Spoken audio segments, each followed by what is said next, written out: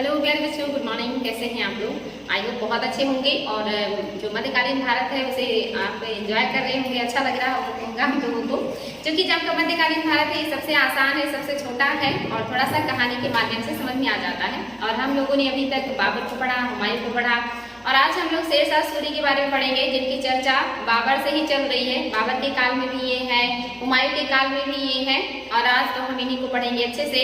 और जो शेरशाह सूरी हैं, आप देखेंगे कि एज में बाबर से सिर्फ 3 साल छोटे हैं, यानी कि बहुत बाद में जाकर के ये शासक बने हैं। बाबर की तरह ही इन्होंने आजीवन बहुत संघर्ष किया है और बहुत ज्यादा एज में जाकर के ये शासक बने अस्थायी रूप से। तो आज हम इन्हीं शेरशाह सूरी को पढ़ेंगे, जो एक अफगान जो है शासक हैं। चलिए बच्चों, शुरुआत करते हैं। और आज जो हमारा मेन हेडिंग है क्या है, शेरशाह सूरी है। इनका जो जन्म हुआ है 1486 में हुआ है और जो मृत्यु हुई है वो 1545 ईस्वी में हुआ है।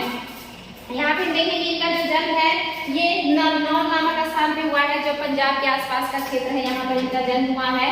और इनका जो मूल नाम है ये फरीद है। एग्जाम में आ जाता है कभी कभी कि शेरशाह सूरी का जो मूल नाम था वो क्या था, वो फरीद था। इनके पिता का क्या नाम था? पिता का नाम हसन खां था और इन्होंने 2-3 उपाधियां दी थी। इनकी जो पहली उपाधि थी शेर खां थी, क्योंकि इनके बचपन का नाम जो है वो फरीद है, मूल नाम फरीद है।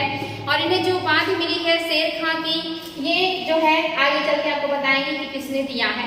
इसके बाद इन्होंने जो उपाधि दी है हजरत ये आला की उपाधि दी है और इसके बाद जिन्होंने लिया है उपाधि सुल्तान उल अदल की जो है उपाधि ली है। साथ ही आगे चल के शेरशाह सूरी के नाम से शासक भी बनते हैं। तो इम्पोर्टेंट है बच्चों, ये सारी चीजें आपको पता होना चाहिए। आगे है कि अफगान से इब्राहिम, यानी कि जो है जो आपने देखा था इसके पहले जब हम पढ़ रहे थे जो है बहलोल लोदी के बारे में, तो हमने वहाँ पे देखा था कि बहलोल लोदी चाहते थे कि जो जनसंख्या है अफगानों की वो भारत में ज्यादा हो, क्योंकि जो सल्तनत काल में है ये अरब या तुर्की लोग हैं जिनकी जनसंख्या ज्यादा है। तो यहाँ पे क्या करते हैं, सोचते हैं कि जो अफगान है इनकी जनसंख्या ज्यादा है हो, ताकि जो हमारा साम्राज्य है वो सुदृढ़ हो, मजबूत हो। तो इसके लिए क्या करते हैं, अफगान जनता को भारत में न्योता देते हैं कि आप लोग ज्यादा से ज्यादा संख्या में भारत में आइए और यहाँ पे अपने आप को स्थापित कीजिए। भारत में आप लोगों को बहुत सारी सुविधाएं देंगे, नौकरी देंगे और आप लोगों का जो जीवन होगा बहुत खुशहाल होगा। इस तरह की बात करके जो बहलोल लोदी है ये अफगानों को भारत आने का न्योता देते हैं। और उस समय मैंने आपको बताया था कि जो इतिहासकार थे वो कहते थे कि जो अफगान थे टिड्डियों की झुंड की तरह, बिल्कुल झुंड के झुंड भारत की तरफ आना शुरू कर देते हैं और भारत में जो बहलोल लोदी है उन्हें नौकरी देना और रहने के लिए जगह देना शुरू कर देते हैं। तो उसी दरमियान जो है शेर खां या जो शेरशाह सूरी है, इनके बाबा अपने पुत्र हसन खां के साथ भारत में नौकरी की या आजीविका की तलाश में आए थे। और इनके जो बाबा है शेरशाह के, उनका नाम है इब्राहिम और उनके जो पुत्र हसन है यही जो है शेर खां के पिता हैं। ये लोग भारत में आजीविका की तलाश में आए और पंजाब और हरियाणा के क्षेत्र में या दिल्ली के आसपास के जो क्षेत्र है वहाँ पर ये जो है बस गए और वहाँ पर ये रहने लगे। आगे चल करके ये धीरे धीरे जो है अपनी जब प्रतिष्ठा स्थापित करने लगते हैं तो जो है इन्हें जागीर भी मिल जाती है सासाराम की और यहाँ पर ये जागीरदार के रूप में काम करने लगते हैं। तो यहाँ पे ये आए हैं भारत में, पंजाब के बजवाड़ा नामक स्थान पर इन्होंने अपना निवास बनाया था। सिकंदर लोदी के टाइम में जो है जमाल खां नामक व्यक्ति के अंदर में काम कर रहे थे और सिकंदर लोदी ने जब जमाल खां को जौनपुर का सूबेदार बनाया या सूबेदारी दी और जमाल खां के अंडर में चूंकि जो हसन खां है ये काम कर रहे थे और उनके काम से प्रसन्न हो जाते हैं, तो ये क्या करते हैं उनको सासाराम का जागीर दे देते हैं। इंपॉर्टेंट है बच्चों, कौन देता है, तो ये शेर जो सिकंदर लोदी है इनके अंदर में काम करने वाले हैं जमाल खां और जमाल खां के अंदर में काम कर रहे थे हसन खां, जिनको जमाल खां ने जो है कहाँ का दिया है जागीर। तो ये सासाराम का जागीर दिया है, फासपुर का और टारा, ये 3 क्षेत्र है जहाँ की जागीर ने दिया है। इनको किसने दिया है, नाम याद रखिए जमाल खां। चूंकि जो जमाल खां है ये सिकंदर लोदी जो भारत के शासक हैं उनके अंदर में काम करते हैं और सिकंदर लोदी ने उन्हें जौनपुर का सूबेदार बना दिया है, यानी कि बहुत बड़ा अधिकारी बना दिया है। और इसी सूबेदार के अंदर काम कर रहे थे हसन खां जो कि जो है फरीद के पापा हैं। और हसन खां को उनके काम से प्रसन्न होकर के जलाल ने 3 जगह की जागीरें दे दी और वहां का पूरा कार्यभार उनको दे दिया था। जो हसन खान है इनकी 4 पत्नियां थी और 8 पुत्र थे। जो फरीद है ये इनकी सबसे बड़ी जो पत्नी थी या जो पहली पत्नी थी उनके बेटे थे। और इनकी जो चौथी पत्नी थी उनको जो हसन है ज़्यादा मानते थे, उनके बच्चों को ज़्यादा मानते थे, जिसकी वजह से जो फरीद है इनको जो है उतना प्यार और उतना जो देखभाल है वो नहीं मिलता है। पिता और अपनी जो है जो भी माता है इनके व्यवहार से दुखी होकर के, स्वभाव से दुखी होकर के जो फरीद है ये वहाँ अपना घर छोड़ करके भाग जाते हैं और जौनपुर चले जाते हैं। उस समय जो जौनपुर था ये शिक्षा का केंद्र था, इसीलिए इसे पूरब का सिराज भी कहा जाता है, क्योंकि जो जौनपुर है ये बहुत ही जो है उस समय प्रसिद्ध था शिक्षा के केंद्र के रूप में। तो यहाँ पे चले जाते हैं और अलग अलग जो है भाषाओं का ज्ञान करते हैं, शिक्षा अध्ययन करते हैं। और अध्ययन करने के बाद वो फिर से जिन्होंने इनके पिता को जागीर दी है जमाल खां, इनके संपर्क में आते हैं। और इस संपर्क में आने के बाद जो है जमाल खां उनसे बहुत ज़्यादा प्रभावित होते हैं, उनकी बुद्धिमत्ता से, उनके गुणों से, और उन्हें अपने अंदर में काम करने को दे देते हैं। धीरे धीरे करके जो फरीद है वो अपना बहुत अच्छा स्थान बना लेते हैं जमाल खां के दिलों में। और बाद में जब उनके पिता जमाल खां से मिलने जाते हैं जौनपुर, तो वहाँ पे जमाल खां जो शेर खां है या जिन्हें फरीद अभी कहा जाता है, फरीद से मिलवाते हैं और बताते हैं कि आपका बेटा कितना बुद्धिमान और कितना योग्य है। फिर यहाँ जो जमाल खां है ये फरीद और उनके पापा के बीच समझौता करवा देते हैं और जो फरीद है ये अपने पिता के साथ वापस उनके जागीर सासाराम लौट आते हैं। आगे क्या होगा बच्चों, ये सासाराम के जागीरदार के रूप में, यानी कि यहाँ पे जब ये लौट आते हैं तो वहाँ पे ये अपने पिता के साथ जो है काम करना शुरू कर देते हैं। और यहाँ पर ये बहुत ही बढ़िया काम करते हैं। यहाँ पे क्या क्या करेंगे, तो ये यहाँ पे 1447 से लेकर 1518 ईस्वी तक लगभग 21 वर्षों तक इन्होंने सासाराम में वर्क किया, अपने पिता की जागीर की देखभाल करी और बहुत ही बेहतरीन तरीके से इन्होंने कार्य किया। इन्होंने यहाँ पर क्या किया, शासन का प्रबंधन सीखा कि कैसे शासन किया जाता है, कैसे जो है रैयतों से व्यवहार किया जाता है, कैसे जो है कृषक अगर समृद्ध होंगे, अच्छे से उनका काम चलेगा तो कैसे समृद्धि आती है, ये सारी चीजें सीखी। साथ ही इन्होंने प्रशासनिक शिक्षा भी सीखा कि कैसे प्रशासन को चलाएंगे, उनके अंडर में जो अधिकारी हैं उन्हें कैसे जो है नियंत्रण में रखना है, कैसे उनसे कार्य करवाने हैं, ये सारी चीजें उन्होंने सीखा। साथ ही उन्होंने कृषकों के जो मतलब जो है कार्य है, कैसे कृषकों को सहायता दिया जाए, कैसे उनको उन्नति के लिए प्रोत्साहित किया जाए, कैसे उनके साथ उदार व्यवहार किया जाए, ये सारी चीजें उन्होंने किया। साथ ही उन्होंने और क्या, जमींदारों और मुकद्दम जो थे इन सब से सीधा संपर्क स्थापित किया कि जो जागीरदार उनके अंदर में काम कर रहे हैं, जो मुकद्दम काम कर रहे हैं, उन सब से इन्होंने क्या किया है, सीधा संपर्क रखा ताकि जो काम है ये अच्छे से चले। तो किसान से लेकर के ऊपर के अधिकारियों तक अपना संपर्क कांटेक्ट बना के रखते हैं ताकि जो काम है वो बढ़िया से चलता रहे, उसमें कोई जो है दिक्कत ना आए। इसके अलावा ये क्या करते हैं, किसानों के हितों के बारे में भी सोचते हैं कि किसानों का हित प्रभावित ना हो ताकि वो उत्पादन करता रहे, उसके पास अधिशेष भी बचे, ताकि वो बार बार निवेश करे और राजकोष में अच्छा धन आए और समृद्धि आए। साथ ही ये क्या करते हैं, भूमि की माप करवाते हैं और इसलिए ये बहुत ज्यादा प्रसिद्ध है, ये भूमि की माप करवाते हैं। और माप के बाद जो उपज होता है उसी के अनुसार ये कर लगाते हैं। अगर उपज अच्छा होगा तो कर अच्छा देना होगा, उपज कम है तो कर जो कम देना होगा। भूमि का इन्होंने विभाजन किया, जो अच्छी भूमि होगी उस पर अच्छा टैक्स, जो कम अच्छी भूमि होगी उस पर कम अच्छा टैक्स, अगर बहुत खराब भूमि है तो उस पर सबसे कम टैक्स। इस तरह की जो चीजें हैं ये शेरशाह ने शुरू किया था जब इनका बचपन का काम चल रहा था। फरीद के नाम से ये भी एक प्रसिद्ध है। साथ ही इन्होंने क्या, किसानों के नाम पट्टा करने की जो पद्धति है ये भी शुरू किया कि किसानों के नाम पट्टा कर देंगे तो अपने खेत का वो अच्छे से देखभाल करेंगे। ये ना रहे कि अगर इस साल अच्छे से काम नहीं किया तो अगले साल जो है ये जमीन हमारी नहीं रहेगी। अगर ऐसा रहता है तो किसान अच्छे से काम नहीं करते हैं क्योंकि उन्हें पता होता है कि अगले साल वो जमीन किसी और को दे दी जाएगी।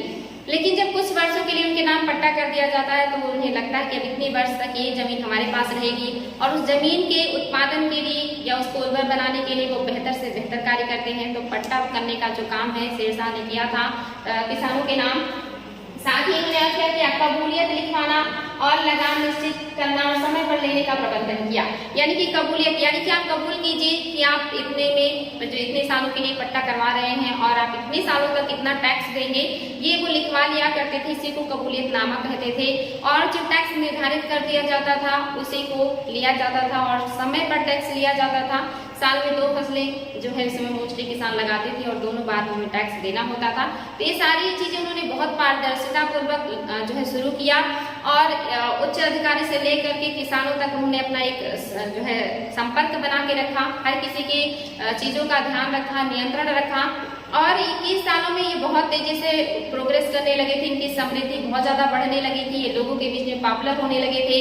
तभी इनकी जो माँ है, जो सौतेली माँ कहें या जो विमाता है, जो चौथे नंबर की सबसे छोटी माँ है, और उनके जो बच्चे हैं वो सब ईर्ष्या करने लगते हैं इनकी समृद्धि, इनकी प्रसिद्धि से जो है इनको जलन होने लगती है। तो वहाँ पे वो हसन का कान भरने लगते हैं और हसन यानी कि उनके पिता को मजबूर कर देते हैं कि वो जो शेरशाह है या जो फरीद है इनको जागीर से हटा दे या जागीरदार के पद से हटा दे। हसन वहाँ पे मजबूर हो जाते हैं और शेर खां को वहाँ से चले जाने को कहते हैं या जागीर से बर्खास्त कर देते हैं। और जो शेर खां है वो वहाँ से अपनी जागीर वापस प्राप्त करने के लिए, मदद के लिए निकलते हैं। फिर आगे वो क्या करेंगे, इसके बाद वो जाएंगे इब्राहिम लोदी के शरण में ताकि वहाँ से उन्हें मदद मिल सके। क्योंकि अब जो शासक है वो इब्राहिम लोदी है। जब इनके पिता को जागीर मिली थी तो सिकंदर लोदी थे, लेकिन अब जो है इब्राहिम लोदी शासक बन चुके हैं दिल्ली के। तो यहाँ से ये कहाँ जाएंगे, यहाँ से ये जाते हैं 1518 में फरीद आगरा पहुंचते हैं तथा दौलत खां की सेवा ग्रहण कर लेते हैं। दौलत खां जो है इब्राहिम लोदी के अंडर में काम करने वाले एक उच्च अधिकारी हैं। क्योंकि ये तुरंत शासक से नहीं मिल सकते तो उनके किसी बड़े अधिकारी से मिलेंगे। तो जो शेरशाह है या जो फरीद है ये दौलत खां की सेवा में जाते हैं और वहां से कोशिश करते हैं कि आगे जो है इब्राहिम लोदी से बात करके अपनी जागीर वापस प्राप्त करें। फरीद दौलत खां के माध्यम से पिता की जागीर या अपनी जागीर वापस प्राप्त करना चाहा, लेकिन इब्राहिम लोदी के सहायता के लिए इन्होंने जो प्रार्थना किया कि इब्राहिम लोदी से इन्होंने प्रार्थना किया कि आप शासक हैं और अगर आप चाहें तो वो पट्टा हमारे नाम कर सकते हैं जो हमारे पिता के नाम है।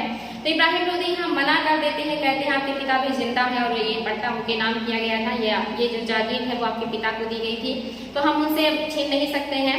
यहाँ पे जो है फरीद को निराशा मिलती है। लेकिन कुछ ही वर्षों में जो इनके पिता हैं हसन, इनकी अचानक मृत्यु हो जाती है और उसके बाद जो इब्राहिम है उन्हें वो जागीर फरीद के नाम करने में कोई प्रॉब्लम नहीं होती और वो आदेश देते हैं कि वो जो जागीर है ये फरीद के नाम कर दिया जाए। और यहाँ पर जो ये है जिनके पास ये है दौलत खां लोदी, ये आदेश जारी करते हैं कि वहाँ की जो जागीर है अब उस पर जो है फरीद वर्ग करेंगे। और ये अपने नाम करवाने के बाद फरीद जब अपने वापस जागीर सासाराम आते हैं तो वहाँ पर उन्हें काम नहीं करने देते उनके भाई लोग, वो मानने से इनकार कर देते हैं कि इसके जो अधिकारी है या उत्तराधिकारी है वो शेरशाह होंगे या फरीद होंगे। और वहाँ पे उनके जो भाई है और उनकी जो माँ है ये सब लोग उनके खिलाफ हो जाते हैं। खास करके जो भाई हैं शेर खां के विरुद्ध षड्यंत्र करना शुरू कर देते हैं और इससे परेशान होकर के जो शेरशाह है अपनी जागीर के लिए फिर किसी और के पास जाएंगे। और ये कौन होंगे तो इनको भी देख लेते हैं। इसके बाद ये कहाँ जाएंगे, इसके बाद ये जाते हैं बहार खां या फरीद यानी कि बहार खां के पास जाते हैं। यानी कि जागीर से निकाले जाने के बाद या जागीर ना मिलने के बाद ये कहाँ जाएंगे तो ये बहार खां के पास चले जाते हैं। और जो बहार खां है इनके अंदर में काम करने लगते हैं और बहार खां इनकी बुद्धिमत्ता और दूरदर्शिता से बहुत ज्यादा प्रभावित होते हैं। और फरीद ने शीघ्र ही बहार खां पर अपना प्रभाव भी स्थापित कर दिया और बहार खां ने उन्हें उपाधि दी शेर खां की। यानी कि अभी तक ये फरीद नाम से प्रसिद्ध थे, लेकिन ये जब बहार खां के अंडर में आते हैं और काम करना शुरू कर देते हैं तो उनकी कार्य पद्धति, उनकी बुद्धिमत्ता, उनकी कार्यकुशलता से जो बहार खां बहुत ज्यादा प्रभावित होते हैं और अब ये बहार खां के काफी करीब रहने लगते हैं। एक दिन जंगल में शिकार खेलते हुए जो बहार खां है इनके सामने शेर आ जाता है और उस समय जो फरीद है वो तलवार के एक ही बार में शेर को मार देते हैं। और उनकी इस बहादुरी को देख करके या वीरता को या साहस को देख करके जो बहार खां है ये बहुत ज्यादा प्रसन्न होते हैं और वहां पे इन्हें शेर खां की उपाधि देते हैं। तो यहाँ से जो फरीद है ये शेर खां के नाम से जाने लगेंगे। तो आगे चल करके क्या होगा, ये जो बहार खां है इन्होंने क्या किया है, अपने पुत्र जिसका नाम जलालुद्दीन था इसका संरक्षक और शिक्षक नियुक्त कर दिया जो है शेर खां को। अब जो शेर खां है इनके पुत्र की सुरक्षा भी करेंगे और साथ में उनको शिक्षा भी देंगे। लेकिन जो लोहानी सरदार हैं वो देखते हैं कि जो शेर खां है बहुत ज्यादा करीब जाते जा रहे हैं, बहुत ज्यादा जो है प्रोग्रेस कर रहे हैं, इनको बहुत तेजी से पदोन्नति मिल रही है। वो ईर्ष्या करने लगते हैं और इनके खिलाफ षड्यंत्र करना शुरू कर देते हैं। और जब फरीद जो है या कहिए कि जो शेर खां है, इन्हें इनका जागीर वापस बहार खां दिला देते हैं और कहते हैं आप अपने जागीर में जा सकते हैं देखभाल के लिए। और जैसे ही फरीद वहां से अपने जागीर की देखभाल के लिए वापस जाते हैं कुछ समय के लिए, तो जो लोहानी सरदार थे, इन लोगों ने बहार खां का जो है कान भरना शुरू कर दिया। और बहार खां को भी लगने लगा कि सच में अगर शेर खां ज्यादा शक्तिशाली हो गया तो हमारे लिए प्रॉब्लम क्रिएट करेगा। और वो अपने सरदारों के कहने की वजह से जो शेर शाह है, इनके जागीर को बांटने का आदेश दे देते हैं कि इनकी जागीर को बांट दिया जाए, कम कर दिया जाए। शेर शाह इस बात का विरोध करते हैं, तो वहां पर जो बहार खां है ये उनकी जागीर को कब्जा कर लेते हैं। और जो फरीद है इनके साथ फिर से प्रॉब्लम क्रिएट हो जाता है। आगे क्या होगा, पानीपत का युद्ध होगा और वहां पे लोधी वंश के पतन के पश्चात मुगलों ने दिल्ली और आगरा पर अधिकार कर लिया।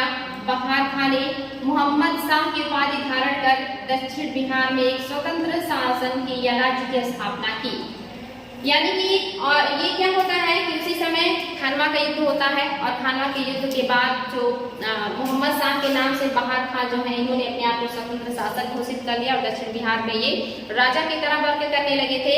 और उसी दरमियान इन्होंने शेर खां के जो जागीर था उसको विभाजन का आदेश भी दिया था। और वहां से शेर खां क्या करते, विरोध करते हैं, लेकिन अधिकार हो जाता है उस पर शेर खां वहां से जाना पड़ता है। यानी कि जो फरीद है अपना जागीर छोड़ करके अब कहाँ पे जाएंगे, तो अब ये बाबर के संरक्षण में जाएंगे, क्योंकि जो मोहम्मद शाह है या जो बहार खां है अब ये खिलाफ हो गए हैं फरीद के अपने सरदारों के कहने पर। तो अब उन्होंने अपने आप को स्वतंत्र शासक घोषित कर लिया और फरीद को उनके जागीर से बर्खास्त कर दिया। तो फरीद मदद की गुहार में आप कहाँ जाने वाले हैं, तो अब ये जाएंगे बाबर के पास। तो आगे का जो इनका सफर है ये बाबर के साथ है। शेर खां और बाबर अपनी जागीर को पुनः प्राप्त करने के लिए तथा उस पर अधिकार करने के लिए जो शेर खां है ये जुनैद बरलास के साथ आगरा पहुंचते हैं बाबर की सेवा में। यानी कि यहाँ पे जाते हैं जुनैद बरलास नाम के एक व्यक्ति के पास जो कि बाबर के अंदर में एक अधिकारी थे और उनसे जो है अपने लिए नौकरी की बात करते हैं और जागीर वापस प्राप्त कराने की बात करते हैं। और उन्हीं के द्वारा ये बाबर के संपर्क में आते हैं और बाबर के अंडर में काम करने के लिए तैयार होते हैं। बाबर की सेना में ये भर्ती हो जाते हैं और बाबर की तरफ से जब चंदेरी का युद्ध होता है अफगानों के खिलाफ तो इसमें ये शामिल भी होते हैं। और यहाँ पर ये जब शामिल होते हैं तो इन्हें बहुत सारी चीजें वहाँ सीखने को मिलती हैं कि कैसे सैन्य प्रबंधन मुगल करते हैं, किस तरह का इनका प्रणाली है, किस तरह से सरदारों के ऊपर ये नियंत्रण रखते हैं, सरदारों का काम करने का तरीका क्या है। ऐसी बहुत सारी चीजें वहाँ पे सीखते हैं, प्रशासन का प्रबंधन कैसे किया जाता है। बहुत सारी चीजें जब इनको सीखने को मिलती हैं तो इनका ज्ञान और भी ज्यादा बढ़ता है। और यहाँ से ये क्या करते हैं जो है जब ये युद्ध में शामिल होते हैं तो ये बहुत सारी चीजें जब जानने को मिलती है तो ये कहते हैं कि अगर भाग्य ने मेरा साथ दिया तो मैं बहुत सरलता से एक दिन मुगलों को भारत से निकाल दूंगा। ऐसा जो शेर शाह है वो सोचते हैं। जब ये मुगलों के अंडर में काम करते हैं तो इन्हें मुगलों की जो प्रणाली है, सैन्य प्रणाली, काम करने की पद्धति, ये सारी चीजें जब जानने को मिलती है तो इन्हें लगता है कि एक दिन अगर भाग्य ने मेरा साथ दिया तो मैं इन लोगों को भारत से जरूर भगा दूंगा। और आगे चल करके क्या करते हैं, जो बाबर है इनकी बुद्धिमत्ता और प्रतिभा से आशंकित रहने लगते हैं। बाबर देखते हैं कि ये बहुत ही बुद्धिमान है, बहुत ही प्रतिभा है इसके अंदर, ये हमारे लिए परेशानी खड़ा कर सकता है। तो वो हमेशा आशंका की दृष्टि से शेर खां को देखा करते थे और इन्होंने अपने अमीरों को या सरदारों को कह रखा था कि आप इस व्यक्ति के ऊपर नजर रखिएगा। उन्होंने हुमायूं को भी आगाह किया था शेर खां के विरुद्ध। और जो शेर खां है वो बाबर से सिर्फ 3 साल छोटे हैं, लगभग हम उम्र हैं और दिमाग जो है बिल्कुल जो है बाबर की तरह है, बहुत तेज तर्राक, बिल्कुल कहीं कहीं सब लोग कहते हैं कि बिल्कुल चालाक लोमड़ी जैसा दिमाग था कि कब क्या नीति अपनानी है शेर खां को बहुत अच्छे से पता था। शेर खां को भी लगने लगा था कि मैं मुगलों के अंडर में ज्यादा दिन काम नहीं कर पाऊंगा, क्योंकि जो मुगल हैं अब वो बहुत ज्यादा उनके प्रति आशंकित रहने लगे थे। और फिर वहां से जैसे ही मौका मिलता है जो शेर खां है वो वहां से भाग निकलते हैं और वापस फिर ये बिहार चले जाते हैं। तो यहाँ तक था बच्चों, ये कहाँ कहाँ भटक रहे हैं अपनी जागीर प्राप्त करने के लिए, और जगह जगह जा करके ये कैसे इतनी जल्दी लोगों को प्रभावित कर देते हैं अपनी प्रतिभा, अपनी बुद्धिमत्ता से, अपने गुणों से। लेकिन ज्यादा दिनों तक ये कहीं रह नहीं पाते हैं, क्योंकि जहाँ भी ये जाते हैं वहाँ के लोग इनके प्रति ईर्ष्या करने लगते हैं और बहुत जल्दी इनके खिलाफ षड्यंत्र शुरू हो जाता है। तो यहाँ से फिर इन्हें जो है असफलता हाथ लगती है, जागीर प्राप्त नहीं होता। लेकिन ये बहुत कुछ सीखते हैं उन लोगों के बीच में रह करके, और वहाँ से मौका देखते हुए निकल जाते हैं। आगे ये क्या करेंगे, आगे जा करके ये जो है फिर से शेर खां पुनः बिहार पहुंच जाते हैं, यानी कि वहां से निकलने के बाद ये फिर से बिहार जाएंगे वापस, और वहां पे शेर खां की सेवा में जो है क्या, शेर खां जो है फिर से पुनः चले जाते हैं और जो है मोहम्मद शाह की सेवा में। क्योंकि जो मोहम्मद शाह है इनकी मृत्यु हो जाती है 1528 ईस्वी में, और मृत्यु होने पर इनकी जो पत्नी है दूदू बीबी ने क्या किया है, शेर खां को अपने पुत्र जलाल खां का संरक्षक नियुक्त कर दिया। यानी कि जो मोहम्मद शाह है जिनका नाम बहार खां था, इनकी अब मृत्यु हो गई 1528 में, और ऐसा माना जाता है कि दूदू बीबी से इन्होंने विवाह कर लिया था शेर शाह ने, ऐसा भी कहीं कहीं देखने को मिलता है। और उसके बदले में दूदू बीबी ने क्या किया था, अपने पुत्र जलाल का इनको संरक्षक नियुक्त कर दिया था, और साथ ही शासन का प्रधान भी इन्हें नियुक्त कर दिया। अब जो फरीद है या जो शेर खां है, इनकी शक्ति में बहुत ज्यादा बढ़ोतरी हो चुकी है, वो प्रधान है प्यार के, और उन्होंने अपने विश्वास पात्र लोगों को नियुक्त करना शुरू किया, सारे काम को अपने हाथ में लेना शुरू कर दिया, सब पर नियंत्रण करना शुरू कर दिया, जिससे जो सरदार है फिर से वो आशंकित होने लगे, उन्हें आशंका होने लगी कि ये बहुत ज्यादा शक्तिशाली हो जाएगा, तो फिर एक दिन शासक बन जाएगा और हम लोग कुछ नहीं कर पाएंगे। तो आगे चल करके दिक्कत होने लगती है। फरीद ने विश्वास पात्र लोगों को या व्यक्तियों को उच्च पदों नियुक्त करना शुरू कर दिया, लेकिन ये ज्यादा दिनों तक नहीं चल पाया। आगे चल करके 1529 ईस्वी में सुल्तान इब्राहिम लोदी का भाई मोहम्मद लोदी दक्षिण बिहार पहुंच गया। यानी कि इब्राहिम लोदी, इनकी मृत्यु जब पानीपत के युद्ध में हुआ 1526 ईस्वी में, तो जो इनके भाई थे महमूद लोदी, ये राणा सांगा के संरक्षण में चले गए थे, लेकिन राणा सांगा की भी जब मृत्यु हो गई तो ये वापस फिर से जो है मदद के लिए भटकने लगे, और 1500 जो है देख रहे हैं आप, ये फिर से आ गए हैं 29 में बिहार के क्षेत्र में, बंगाल के क्षेत्र में अपने अफगान भाइयों का मदद लेने। और यहाँ पे जो अफगान सरदार है वो उनका स्वागत करते हैं और उनसे अनुरोध करते हैं कि आप बाबर के खिलाफ अभियान कीजिए, हम आपकी मदद करेंगे। लेकिन यहाँ पर जो शेर खां है ये मना करते हैं कि अभी जो मुगल है उनसे टकराने के लिए हम जो है सक्षम नहीं है, हमें अभी मुगलों से सीधे नहीं टकराना चाहिए, हमें और शक्ति बटोरना चाहिए। लेकिन जो अफगान सरदार थे वो शेर खां को कहते हैं कि नहीं, आपको मदद करना ही पड़ेगा। और यहाँ पे मोहम्मद शाह के अंडर में, जो महमूद शाह के अंडर में सैनिक तैयार किए जाते हैं, और शेर खां मजबूरी में जो है अफगानों का सरदार मतलब जो सरदारों के अंडर में काम करने के लिए तैयार हो जाते हैं। और जो आखिरी युद्ध होता है जिसमें 1529 में घाघरा के युद्ध में जो बाबर है ये अफगानों को बुरी तरह हराते हैं, जो महमूद शाह है ये रण क्षेत्र से भाग जाते हैं जान बचा करके, और जो शेर खां है बड़ी चालाकी से बाबर की अधीनता स्वीकार कर लेते हैं कि हम आपकी अधीनता स्वीकार करने के लिए तैयार हैं, हमें आपसे कोई आपत्ति नहीं है। यहाँ पे बाबर ने शेर खां को जो जलाल है इनको बिहार का शासक बना दिया, और जो शेर शाह है उनका संरक्षक नियुक्त कर दिया या सहायक नियुक्त कर दिया, और बिहार का जो क्षेत्र है इनके अंडर में छोड़ दिया, क्योंकि इन्होंने बाबर की अधीनता स्वीकार कर ली थी। और जो शेर खां है इन्होंने भी कभी बाबर से टक्कर मतलब लेने का नहीं सोचा, क्योंकि ये जो मुगल थे बहुत शक्तिशाली थे, ये बात शेर शाह को पता था, इसलिए बार बार सरेंडर कर दिया करते थे। तो यहाँ पे ये सारी चीजें जो मैंने आप लोगों को बताई, यही सारी चीजें हैं बच्चों। यहाँ पे देखिए बाबर ने क्या किया, जलाल को दक्षिण बिहार का शासक बना दिया है, एवं शेर खां को उनका सहायक स्वीकार कर लिया। लुहानी सरदारों को फिर से जो है ईर्ष्या हो गई, यानी उन्हें फिर से लगा कि जो शेर शाह है या जो शेर खां है, जो लुहानी सरदार है ये देखते हैं कि जो शेर शाह है ये फिर से जो है आगे बढ़ने लगे हैं, इनका जो समृद्धि है फिर से बढ़ने लगा है। चूंकि जो जलाल खां है ये भी अल्पवयस्क है, इसलिए जो शासन का काम है, प्रशासन का सारा काम वो शेर शाह देख रहे हैं और अपना जो प्रभुत्व है वो बढ़ाना शुरू कर देते हैं। जो लुहानी सरदार है ये फिर से ईर्ष्यावश जो है इनके खिलाफ षड्यंत्र करना शुरू कर देते हैं और कोशिश करते हैं कि कैसे शेर शाह को शक्तिशाली होने से रोका जाए। यहाँ पे ये क्या करते हैं कि इन्होंने क्या किया है कि मांगा है सहायता जो है नुसरत शाह का, जो कि बंगाल के शासक हैं, उनसे सहायता मांगा कि आप आइए दक्षिण बिहार पर आक्रमण कीजिए और शेरशाह सूरी का जो क्षेत्र है उस पर अधिकार कर लीजिए। जो बंगाल के शासक है नुसरत शाह, इनके एक और संबंधी है जिनका अधिकार उत्तरी बिहार पर है। यहाँ के सूबेदार है जिनका नाम जो है मखदूम है, मखदूम आलम। मखदूम आलम का जो अधिकार है ये उत्तरी बिहार पर है और दक्षिणी बिहार पर जो अधिकार है शेरशाह का है। और जो बंगाल के शासक है वो नुसरत शाह है। यहाँ पे जो अफगान सरदार है नुसरत शाह से मदद मांगते हैं। नुसरत शाह जो मखदूम आलम है इनको कहते हैं कि आप भी मदद कीजिए और हम संयुक्त रूप से मिलकर के शेरशाह को हराएंगे। लेकिन शेरशाह ने यहाँ बड़ी चालाकी से काम किया और जो मखदूम आलम है इनको अपनी तरफ मिला लिया। नुसरत शाह अकेले पड़ जाते हैं और ये आक्रमण करते हैं उत्तरी जो दक्षिणी बिहार पर, लेकिन वो शेरशाह को नहीं हरा पाते हैं और खुद ही पराजित हो जाते हैं। तो यहाँ पर शेरशाह ने बहुत ही या शेर खान ने बहुत ही बुद्धिमान जो काम किया कि उनके ही संबंधी को अपनी तरफ मिला करके उनको कमजोर कर दिया। आगे क्या होता है, 1529 ईस्वी में नुसरत खान ने जब दक्षिणी बिहार पर आक्रमण किया तो वो हार गया और जो यहाँ का जो क्षेत्र है वो अभी भी शेरशाह के पास ही रहा। आगे चल करके जो जलाल खान है इनको लेकर के जो सरदार है ये बंगाल चले जाते हैं, क्योंकि उन्हें लगता है कि कहीं ऐसा ना हो कि शेर खान जो है वो जलाल की हत्या करके शासक बन जाए।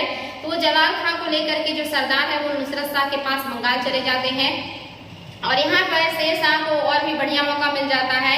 अब वो स्वतंत्र रूप से काम कर सकता था क्योंकि अब उनके पास कोई भी ऐसा व्यक्ति नहीं था जो ये कहता कि हम आपसे ऊपर हैं और यहाँ पर उनका काम अपने आप ही हो गया। और जो बिहार का क्षेत्र है दक्षिणी बिहार का वो पूरी तरह से शेरशाह के पास आ गया और वहाँ का जो शासक है वो शेरशाह बन गया। और यही शेरशाह ने क्या किया, हजरत ये आला की उपाधि धारण की, क्योंकि अब वो अपने आप को स्वतंत्र शासक की तरफ व्यवहार करने लगे दक्षिणी बिहार का और इन्होंने हजरत ये आला की उपाधि जो है वो धारण की है।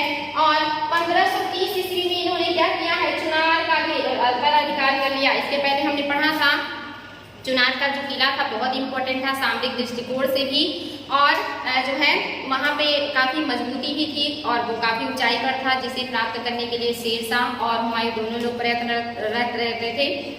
और इसी के चक्कर में हुमायूं ने कई बार घेरा भी डाला। एक बार 4 माह के घेरे के बाद भी वो सफल नहीं हुए थे और एक बार उन्होंने 6 माह का घेरा डाला था और किसी तरह अधिकार कर पाए थे उस किले पर। लेकिन ये किला जो है शेरशाह ने जब जीता और जीतने के बाद वहाँ की जो हवलदार थे जिनकी मृत्यु हो चुकी थी, उनकी विधवा जिनका नाम लाड मलिका था, उनसे ये विवाह कर लेते हैं और विवाह करने के बाद इन्हें बहुत सारा संपत्ति मिलता है और यहाँ से इनका जो पद है और जो इनका वैभव है और भी ज़्यादा बढ़ जाता है, क्योंकि अब इनके पास एक किला भी है, बहुत मजबूत किला।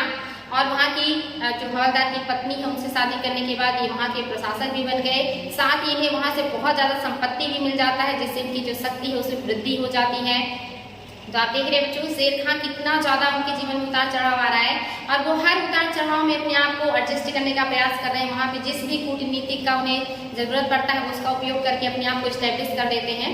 तो जो शेर खान है अपने आप में बहुत ही चालाक है। यहाँ पर इन्होंने दोबारा शादी किया है और एक विधवा से किया है, धन और संपत्ति की लालच में।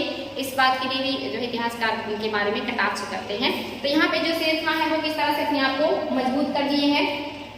आगे चल करके शेर खान क्या करेंगे, शेरशाह भारत के शासक बन जाएंगे और ये जो है कब बनेंगे शासक, तो 10 जून 1540 ईस्वी में। क्योंकि आपने देखा था कि इसके बाद जो है चुनार के दुर्ग पर अधिकार करने के बाद ही जो हुमायूं है वो शेरशाह से पूरी तरह से युद्ध लड़ने के लिए जो है तत्पर हो जाते हैं और शेरशाह को भी जो है मौका मिल जाता है, उनको चुनार के किले का घेरा डाल करके फंसा देता है।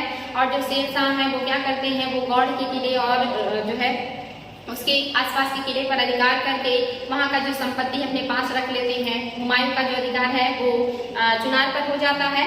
लेकिन आगे चल करके जब हुमायूं बंगाल चले जाते हैं शेरशाह से संधि तोड़ करके, जो उन्होंने प्रस्ताव रखा था कि मैं 10 लाख रुपए आगरा भेजूंगा बाहर से, उस संधि को तोड़ करके वो नुसरत शाह के कहने पर बंगाल चले गए थे। तो वहाँ पे बंगाल में ही वो रह गए, काफी समय तक वहीं पर वो आराम करने लगे, वहाँ पे जाकर के वो इंजॉय करने लगे। उसी बीच जो शेर खां है इन्होंने किस तरह से जो है जौनपुर, बनारस और आसपास के जो क्षेत्र हैं उन सब पर अधिकार करके जो उनका रास्ता है वो ब्लॉक कर दिया था। और जब वो वापस लौटते हैं तो उन्हें जो गंगा और कर्नासा नदी के बीच में घेर करके किस तरह से वो वहाँ पे युद्ध करते हैं और वो जान बचा करके नदी में कूदते हैं और किसी तरह निजाम घिस्ती नामक व्यक्ति की मदद से वो आगरा पहुँचते हैं। और इस चौसा के युद्ध में हुमायूं की हार और उसके बाद फिर से शेरशाह बिना मौका दिए और फिर से अगले साल आक्रमण कर दिए और कन्नौज और बिलग्राम के युद्ध के बाद जो हुमायूं है वो भारत से भागने पर मजबूर हो जाते हैं। और वहीं पे आप देखेंगे कि 10 तारीख को जो कि जून का महीना है 1540 ईस्वी में शेरशाह ने अपने आप को भारत का शासक घोषित कर दिया। इन्होंने आगरा और जो दिल्ली का आसपास क्षेत्र है उस अपने अंडर में ले लिया और भारत में द्वितीय अफगान साम्राज्य की स्थापना कर दी। अब यहाँ से जो शेरशाह हैं ये भारत के शासक बन गए हैं क्योंकि अब इनका अधिकार आगरा और दिल्ली पर हो गया है और इनका कोई भी शक्तिशाली प्रतिद्वंदी नहीं रह गया है। तो अब जाकर के शेरशाह को गद्दी मिली है और कब मिला है तो 1540 ईस्वी में कन्नौज या बिलग्राम के युद्ध के बाद। इसके पहले के संघर्ष को हमने अच्छे से पढ़ा है इसलिए हम उसे दोबारा नहीं देख रहे हैं। इनके सामने क्या क्या समस्याएं थी जब ये शासक बने, तो कौन सी परेशानियां थी इनके सामने, तो उस समय परेशानियां थी कि मुगलों का पुनर्प्रवेश, यानी कि मुगल अभी पूरी तरह नष्ट नहीं हुए थे। हुमायूं मदद के लिए दर दर भटक रहे थे कि जैसे हमें मदद मिलेगा मैं वापस अपने साम्राज्य को प्राप्त करूंगा। तो शेरशाह को इस बात का खतरा था कि कहीं हुमायूं को उनके भाइयों ने या किसी ने मदद कर दिया तो वापस जरूर वो दिल्ली पर अधिकार करने का प्रयास करेंगे। तो इस खतरे से बचने के लिए शेरशाह ने क्या किया है आगे चल करके आपको भी बताएंगे कि उन्होंने दक्षिण पश्चिम के रास्ते को किस तरह ब्लॉक किया, किस तरह से वहाँ पे किले का निर्माण किया, बड़ी मात्रा में वहाँ पे सैनिक और योग्य व्यक्तियों को नियुक्त किया कि अगर मुगल इधर आते हैं तो आप उनका सामना कैसे करेंगे। तो यहाँ पर ये इनकी पहली जो परेशानी थी कि मुगलों को वापस जो पुनर्प्रवेश से रोकना और उसके लिए जो भी वो काम किया इन्होंने, साथ ही उन सभी प्रदेशों को जीतना जो मुगलों और लोधियों के अधीन थे। यानी कि इसके पहले लोधी और मुगलों ने शासन किया तो जो भी क्षेत्र इनके अधीन थे वो आसानी से शेरशाह सूरी को तो मानेंगे नहीं अपना शासक, उन्हें फिर से विजित करके अपने अंडर में लेना था। ये दूसरी समस्या थी।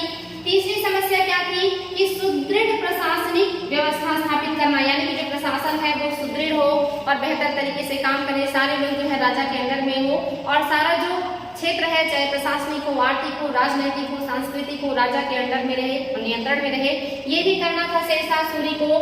साथ ही जो अन्य प्रदेश हैं इनको भी विजित करना था, जो सीमांत प्रदेश है उन सबको विजित करना था ताकि इन सबको अपने अंडर में लाया जाए और अपने आप को स्वतंत्र और शक्तिशाली शासक के रूप में स्थापित किया जाए। ये सारी चीजों के लिए शेरशाह को ये सारे काम करने थे।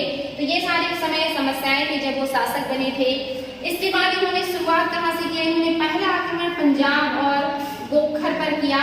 और गोखर पर आक्रमण और पंजाब पर आक्रमण करने का क्या रीजन है, क्योंकि इन्हें सबसे ज्यादा जो खतरा था ये उत्तर पश्चिम के क्षेत्र में जो मुगल थे उनसे था, क्योंकि पंजाब में जो अधिकार था वो कामरान का था और कामरान कभी भी हुमायूं की मदद कर सकते थे क्योंकि उनके भाई थे।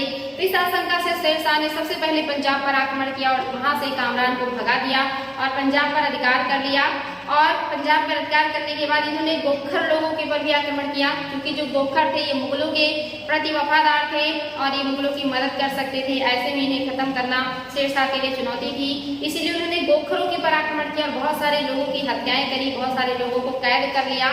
इसके बावजूद भी बहुत सारे जो गोखर सरदार थे ये जो है हमेशा विद्रोह करते रहे, शेरशाह को परेशान करते रहे, क्योंकि वो अफगानों की अधीनता स्वीकार करने को तैयार नहीं थे। यहाँ पर जो है उन्होंने काफी हद तक गोखरों पर नियंत्रण कर लिया था। इन्होंने फरीद ने या शेरशाह ने क्या किया है, सफलतापूर्वक पंजाब जहाँ पे कामरान का अधिकार था उस पर क्या किया, अधिकार कर लिया और कामरान को भगा दिया। और साथ ही सीमांत प्रदेशों को मुगलों से खतरा था और उसको सुरक्षित करने के लिए इन्होंने क्या किया, जो बोलन दर्रा था जहां से अक्सर जो है जो आतंकवादी है या कहिए कि जो विदेशी आक्रमणकारी है वो घुस आते हैं, तो बोलन दर्रे पर और पेशावर से आने वाले जो रास्ते हैं उन सबको इन्होंने सुरक्षित करने के लिए जो भी विशेष कदम उठाए जा सकते थे उसे उठाने का प्रयास किया।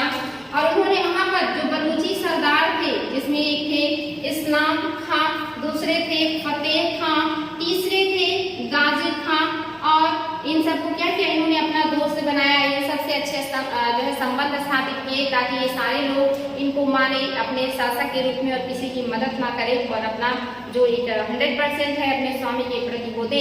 इसके लिए इन्होंने इन लोगों से क्या किया, अच्छा संबंध बनाया, जो कि बलूची सरदार हैं। साथ ही इन्होंने क्या किया है कि जो है झेलम नदी और सिंधु नदी के उत्तर में जो निवास करते थे गोखर, इन सबको कुचलने का प्रयास किया और उसके लिए उन्होंने बहुत सारे लोगों को कैदी भी बनाया और हत्याएं भी करी। हालांकि ये अंतिम सांस तक ये सब विद्रोह करते रहे। इसके साथ ही इन्होंने और क्या किया है, जो पश्चिमोत्तर क्षेत्र के सीमा वाले इलाके में उसकी रक्षा के लिए इन्होंने रोहतासगढ़ का दुर्ग बनाया। ये बहुत ही मजबूत दुर्ग था जिसका इन्होंने निर्माण किया और यहाँ पे हैबत खां और नियाजी को नियुक्त किया कि साथ ही ये हैबत खां नियाजी हैं और दूसरे हैं ख्वास खां, दो व्यक्ति हैं, इनको वहाँ पे नियुक्त किया और इन्हीं के नेतृत्व में 50,000 सैनिकों को भी वहाँ पे नियुक्त करके तैनात किया कि आपके पास 50,000 सैनिक हमेशा रहेंगे, अगर कभी भी मुगल आक्रमण करे तो ये आपके साथ जो है उनका सामना करेंगे। तो यहाँ पे शेरशाह सूरी ने बहुत चाक चौबंद स्थापित कर दिया था पश्चिमोत्तर सीमा पे, जिससे इनकी दोस्ती संभव थी उससे दोस्ती किया, जिसको इन्हें पराजित करना जरूरी था उसको इन्होंने पराजित किया और वहाँ पे दुर्गों का निर्माण किया, वहाँ पे योग्य व्यक्तियों को नियुक्त किया। साथ ही 50,000 सेना को वहाँ पे इन्होंने नियुक्त करके तैनात किया ताकि जो पश्चिमोत्तर सीमा है जहाँ से बार बार विदेशी भारत में एंट्री कर जाते हैं वहाँ से उनकी एंट्री को रोका जा सके। ये काम किया शेरशाह सूरी ने, जो कि बहुत ही उनका दूरदर्शी कार्य था।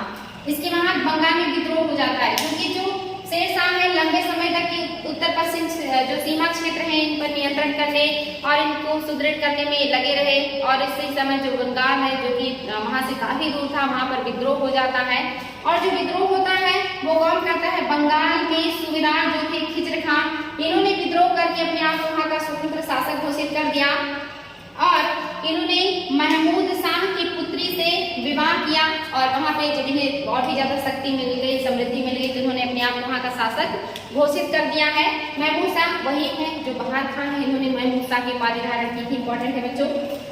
आगे चल करके क्या होता है, जो शेर खां है वो आकर के बंगाल पर हमला करते हैं और खिजर खां को हरा देते हैं और हराने के बाद वहाँ पे पुनः विद्रोह ना हो इसके लिए वो क्या करते हैं, वहाँ पर जो है बहुत ही बढ़िया काम करते हैं। जो वहाँ की व्यवस्था थी, जितनी भी व्यवस्थाएं थी उन सबको बदल देते हैं, समाप्त कर देते हैं ताकि फिर से कोई विद्रोह करने का हिम्मत ना करे। इसलिए उन्होंने क्या किया, बंगाल को 19 परगनों में बांट दिया। ये इंपॉर्टेंट है बच्चों, या 19 सरकारों में बांट दिया और छोटे छोटे सरकारों में बांट करके अलग अलग व्यक्तियों को वहाँ पे नियुक्त कर दिया।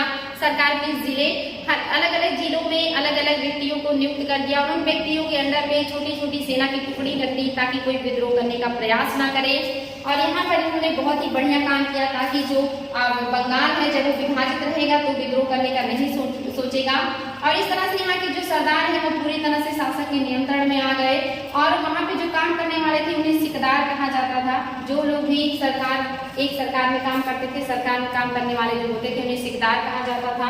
और सिकदारों के अंडर में काम करने वाले और सैनिक अधिकारी भी थे जो सैनिक नहीं थे, जिन्हें कहा जाता था अमीरान ए बंगाल या अमीर ए बंगाल। और पहला व्यक्ति जो अमीरान ए बंगाल या अमीर ए बंगाल बना था वो थे काजी फजीलत। इंपॉर्टेंट है बच्चों, काजी फजीलत जो थे यही पहले अमीर ए बंगाल या अमीराना ए बंगाल के पद पर नियुक्त हुए थे, जो कि काम करना था, जिन्हें जो है सिकदार के अंदर में जो कहाँ का सरदार होता था, जो सरकार होते थे उसके। तो ये सारी चीजें जो है उन्होंने किया शेरशाह सूरी ने ताकि जो वहाँ के लोग हैं दोबारा विद्रोह करने का प्रयास ना किए। तो उन्होंने बहुत ही बेहतरीन तरीके से बंगाल को विभाजित भी कर दिया और अपने अंडर में भी कर लिया। ये तरीका था शेरशाह का वहाँ पे नियंत्रण स्थापित करने का। इसके बाद जो शेरशाह है इनके प्रमुख अभियान, क्योंकि शासक बनने के बाद इन्होंने उत्तर पश्चिम सीमा को सुरक्षित कर लिया है, इन्होंने बंगाल को भी अपने नियंत्रण में ले लिया, लेकिन अभी बचे हुए बहुत सारे क्षेत्र हैं जिसको इन्हें अपने अंडर में लाना है। जिसमें जो पहला है ये मालवा है। मालवा का विजय इन्होंने कब किया है, इन्होंने 1542 ईस्वी में मालवा पर आक्रमण किया और वहाँ का जो शासक था वो मल्लू खां था। और जो मल्लू खां था ये किस किसका अंडर में काम कर रहा था? ये गुजरात के शासक बहादुर जो शाह थे, इन्हीं का सूबेदार था। गुजरात के शासक बहादुर शाह का नाम आपने सुना था। हुमायूं ने भी उनके ऊपर आक्रमण किया था और वो गुजरात छोड़ के भाग गए थे और बाद में पुर्तगालियों और अन्य लोगों की मदद से वो फिर से गुजरात पर अधिकार कर लेते हैं जैसे ही हुमायूं वहां से हटते हैं। और यही बहादुर शाह आगे चल करके पुर्तगालियों से झड़प में समुद्र में गिरकर मर भी जाते हैं। और इन्हीं के जो अधिकारी हैं मल्लू खां, ये शासन कर रहे थे उनके अंडर में एक सूबेदार के रूप में मालवा पर। लेकिन जैसे ही बहादुर शाह की मृत्यु हुई, मृत्यु के बाद इन्होंने अपने आप को स्वतंत्र घोषित कर लिया और इन्होंने उपाधि ले ली जो है शाह की, यानी कि कादिर शाह की उपाधि धारण करके इन्होंने स्वतंत्र शासक अपने आप को घोषित कर लिया और यहाँ पे ये शासन करना शुरू कर देते हैं। शेर शाह यहाँ पर आक्रमण क्यों करते हैं? तो दो दृष्टि से इन्होंने आक्रमण किया मालवा पर। पहला कारण था कि जो मालवा था वो दिल्ली से, आगरा से बहुत करीब था, बहुत आसानी से वो लोग जो है दिल्ली पर आक्रमण कर सकते थे, तो इसलिए उन्हें मालवा अपने अंडर में लेना जरूरी था। दूसरा, वो मल्लू खां है, इन्होंने जो शेर खां के पुत्र थे कुतुब का मदद नहीं किया था।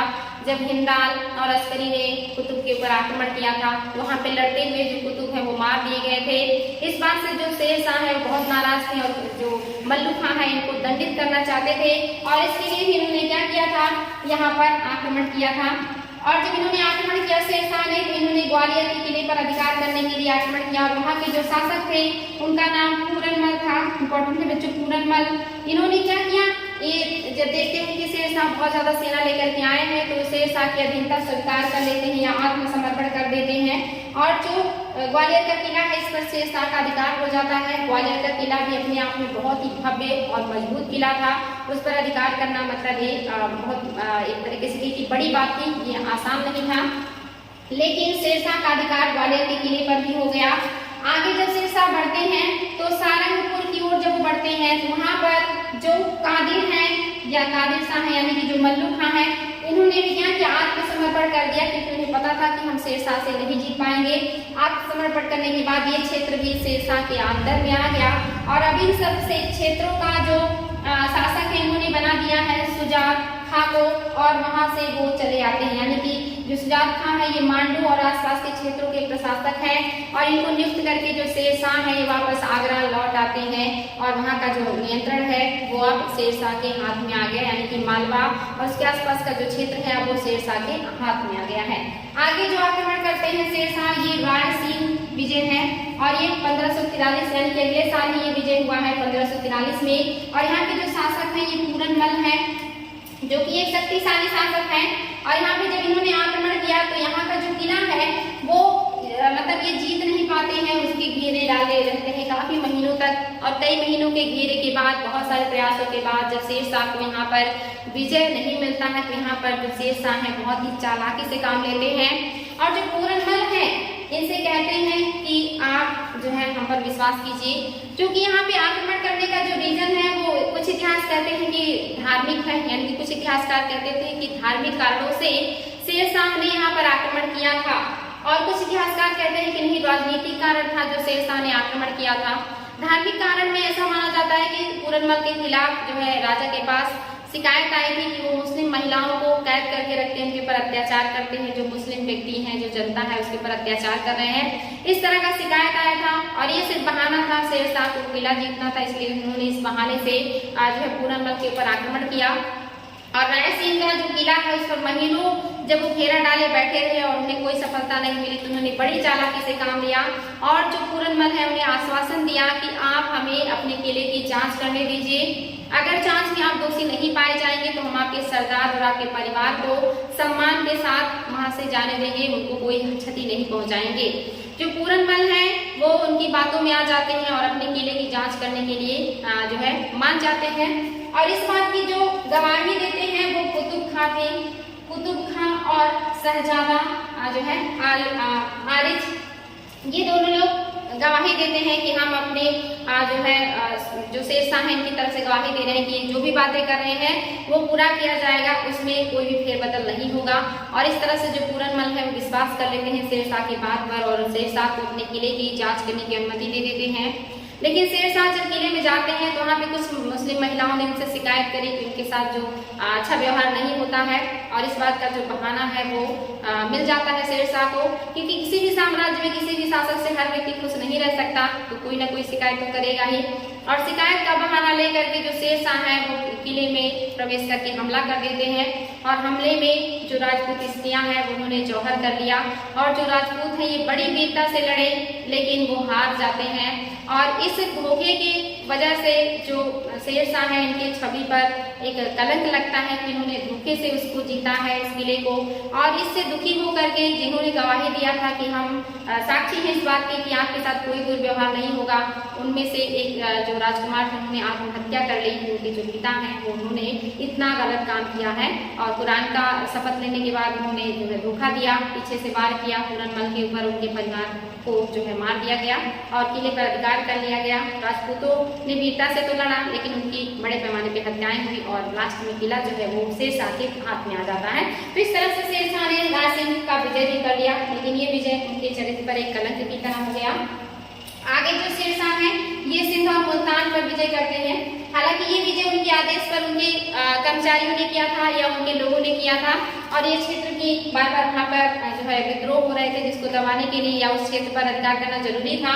और ये भी 1543 में सिंध और जो है मुल्तान पर सीधा नियंत्रण कर लिया था शेरशाह ने, और उस समय वहाँ के शासक थे बख्शु लहंग थे, जिन्हें जो है हरा करके इन क्षेत्रों पर जो शेरशाह है इनका अधिकार हो जाता है। इसके अलावा जो उन्होंने आक्रमण किया ये मारवाड़ और चित्तौड़ पर विजय का है।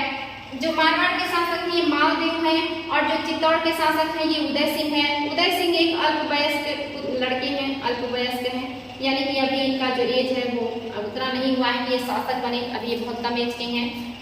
जो मारवाड़ है यहाँ के जो शासक है मालदेव, ये बहुत ही शक्तिशाली हैं, इनको हराना जो है शेरशाह के लिए आसान नहीं था, और वहाँ पर भी शेरशाह बड़े कूटनीति का प्रयोग करते हैं। और जो मालवा के शासक हैं जो मारवाड़ के शासक हैं मालदेव, इनके सरदारों के खिलाफ जो है ऐसा पर्चा बंटवा देते हैं, ऐसा पर्चा जो है मालदेव के खेमे में गिरा देते हैं जिसमें ये लिखा था कि जो सरदार हैं वो मालदेव को पकड़ करके शेरशाह को सौंप देंगे, और जो पूरा का पूरा राजस्थान का इलाका है वो आपस में बांट लेंगे।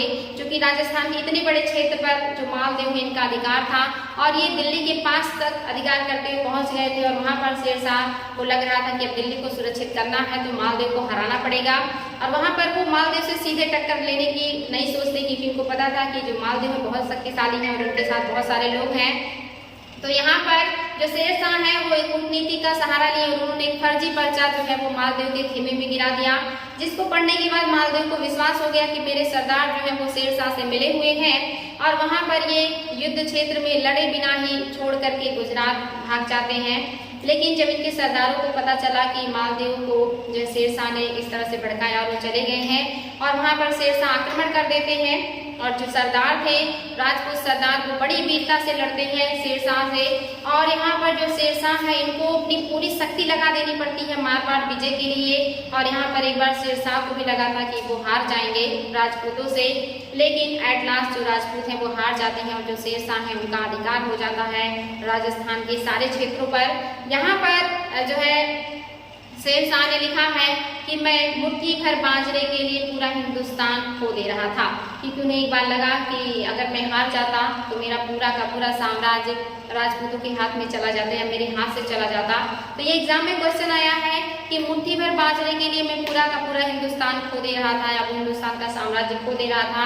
ये स्टेटमेंट शेरशाह ने किस युद्ध के बारे में कहा है? तो ये मारवाड़ चित्तौड़ विजय के बारे में इन्होंने कहा है, खास करके मारवाड़ विजय के बारे में इन्होंने कहा है, जहाँ के राजपूत सरदारों ने इनको बहुत ही बुरी तरह जो है परेशान किया या युद्ध भूमि में इनसे लड़ाई किया था। तो इसी विजय के बारे में शेरशाह ने कहा। एट लास्ट इनका अधिकार हो गया जो है मारवाड़ पर। फिर इन्होंने चित्तौड़ पर आक्रमण किया, चूंकि जो यहाँ के राजा है वो अभी अल्पवयस्क एक बालक है, उन्होंने आत्मसमर्पण कर दिया, और जो चित्तौड़ है वो शेरशाह के अंडर में आ गया, और वहाँ पर जो है शेरशाह ने अपने प्रतिनिधियों को नियुक्त कर दिया और सीधा नियंत्रण अपने हाथ में ले लिया। तो अब जो शेरशाह है इनके साम्राज्य मारवाड़ चित्तौड़ यानी कि पूरा का पूरा राजस्थान आ चुका है। आगे का जो विजय है और आखिरी विजय है ये कालिंजर विजय है। इस विजय अभियान में जो है ये शुरू किया इन्होंने 12 मई 1545 में। यहाँ पे इनकी मृत्यु हो गई थी इस विजय अभियान में। यहाँ के जो शासक हैं ये कीरत सिंह है। एग्जाम में क्वेश्चन आया कि जब आक्रमण किया था कालिंजर पर शेरशाह सूरी ने तो वहाँ के शासक कौन थे, तो वहाँ के जो शासक हैं ये कीरत सिंह हैं।